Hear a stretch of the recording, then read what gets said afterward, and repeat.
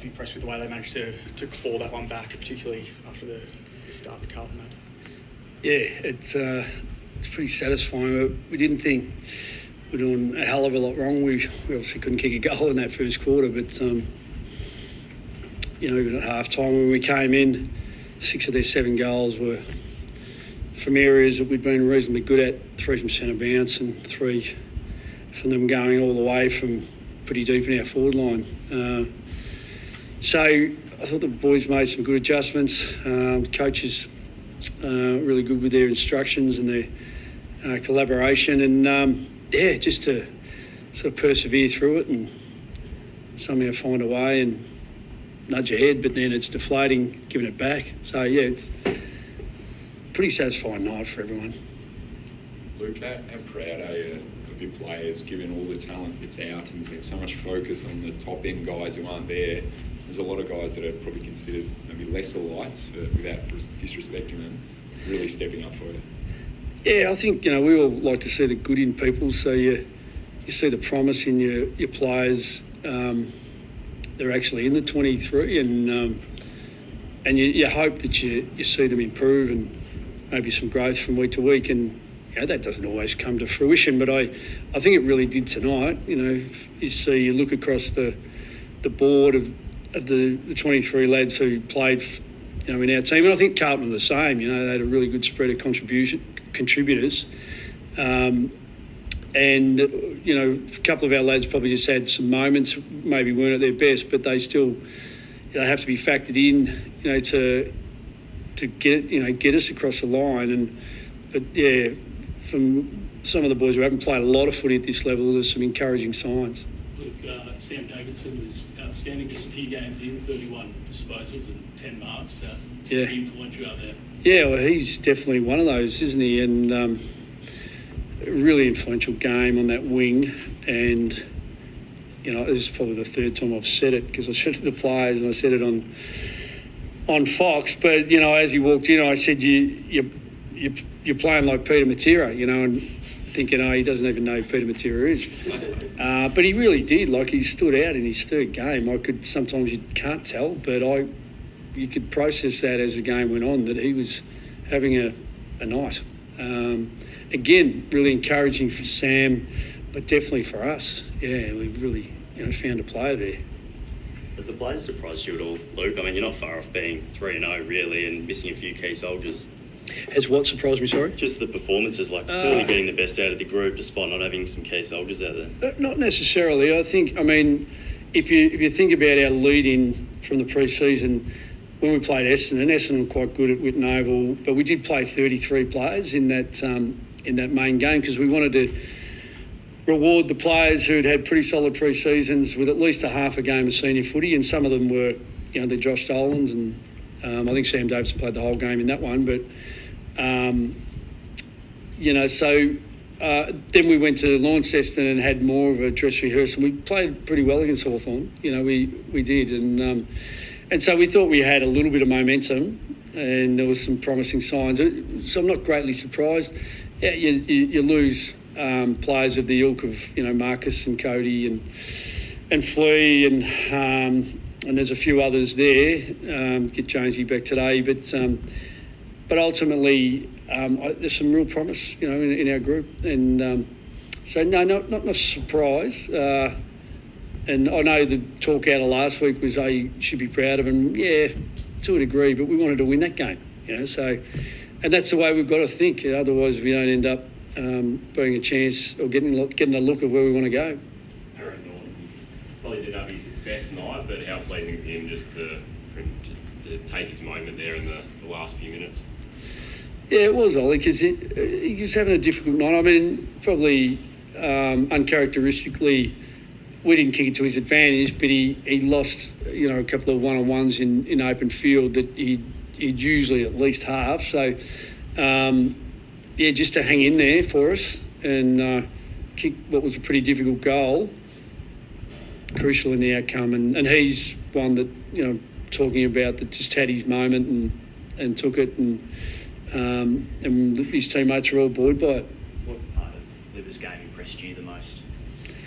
Well, he got some free kicks for throws early against him, and so that's what he, with his in and under stuff and his distribution, it's a sleight of hand, he's like a magician.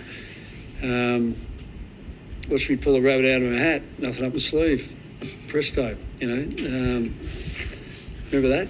What was that from?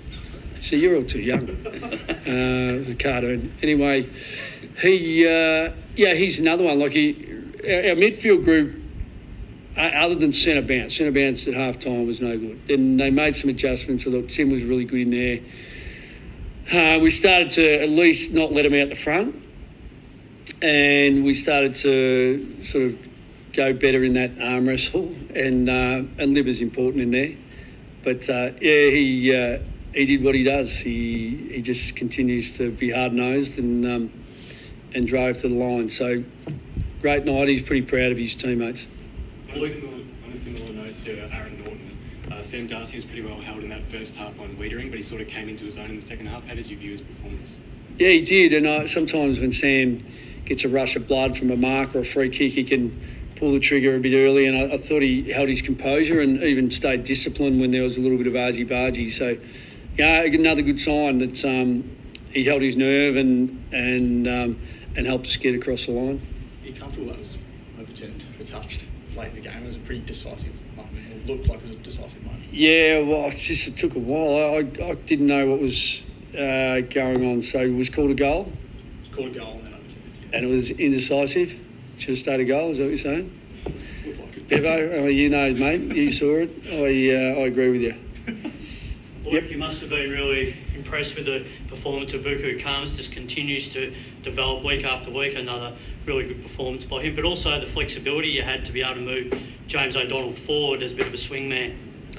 Yeah. I mean, Buku, he's been with us for a while. I think it's probably about 8 years now.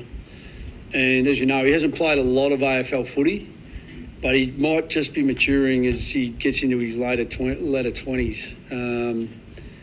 I thought he was very, very good last week, and tonight he, Liam and Rory as the three key backs I thought were quite outstanding. So that's really promising for us because Buku's initial challenges were, the four-quarter aspect and getting his fitness up to a level and his strength, and now as he's matured he's sort of in that sweet spot and we're starting to see it at AFL level, so we love it. He's an undersized key back, but he's extremely athletic, really powerful, really gets off the ground. Yeah, he was terrific. And James, played an important role. I think he was an important third wheel for Sam and Aaron, and then it was great to see him be able to kick the last goal, and he competed as hard as he could all night. So that's encouraging. We haven't been as big, but they were crucial at the end of the game, those lads. Luke, how's Oscar Baker? Quad. He just got a cork. Yeah, and those two pressure efforts on that boundary line when he got the cork, we had to sub him off after that. He was quite hampered. And Joshy Dolan came on and had his moments. It was fantastic for us. But he'll be okay. I hope he will be. It's just something superficial, I think. Matt Kennedy stepped up against his old side in some big moments. What can you say about what he's provided the group? Yeah, having been in his shoes and played against your old team a couple of times back in the day, I reckon there's no one more satisfied than Matt Kennedy tonight. As I said in the lead up to the game, their skipper Patrick Cripps is an outstanding player, and we just needed Matt to do his best to have an influence at the source and make sure Patrick wasn't at his match-winning best, and I felt like he was influential in that role, but also managed to help us with clearance and just with some transition and score assist stuff. So Matty was terrific. How much do you lean on him, given that at half time, given that you were getting beaten at centre bounce, and he's been in that centre bounce crew?